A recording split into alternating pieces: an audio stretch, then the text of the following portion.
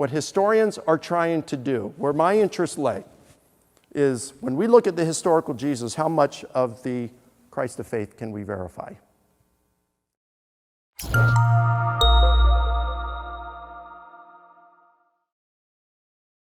second consideration for us to look at is there are three kinds of Jesuses. The first kind of Jesus we can call the historical Jesus. Now that's the kind of Jesus that historians can pretty much verify through using their tools and apart from faith. It's only what we can prove with Jesus with a pretty good amount of certainty. The second Jesus is the Christ of faith.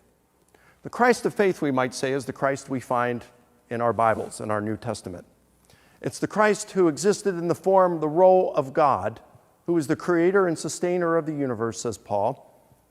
It's the Jesus who came down and was born of a virgin, says Matthew and Luke. It's the Jesus who, according to the Gospels, performed divine miracles and exorcisms, and then was resurrected, and right now is at God's right hand. And from there he will come to judge the world someday. That's the Christ of faith. Now, of course, there's a lot of things about the Christ of faith that the historian will never be able to verify. For example, a historian could verify that Jesus died for, take the statement, Jesus died for our sins. Historian could verify the historical element of that he died, but historians don't have the tools to say whether his death atones for sins. There's just no way a historian can do that. So things such as Jesus is deity, that can't be part of the historical Jesus. The historical Jesus might be able to be Jesus claimed to be divinity, but the historical Jesus could never be he is divinity. Now, that's the Christ of faith. And then the third Jesus is the real Jesus. This is the Jesus who lived in Judea and Galilee. This is the real person who walked and lived in that time and area. Now, the real Jesus and the Christ of faith could be the same person. It could be that Jesus looks at the Christ of faith, that they were to meet one another, and Jesus would say, yep, that sounds like looking in a mirror.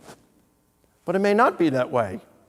It could be that Jesus looks at the Christ of faith and says, well, you got some things wrong there. No, I never said that. I never did that. Well, I did something like that. I really didn't feed 5,000. Where'd you get that from? I fed 50. And the only reason is because we prayed and a guy came along and he saw us and he donated some food.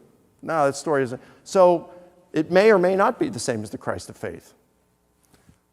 Now, what historians do, they take the historical Jesus and you see what you can verify the Christ of faith.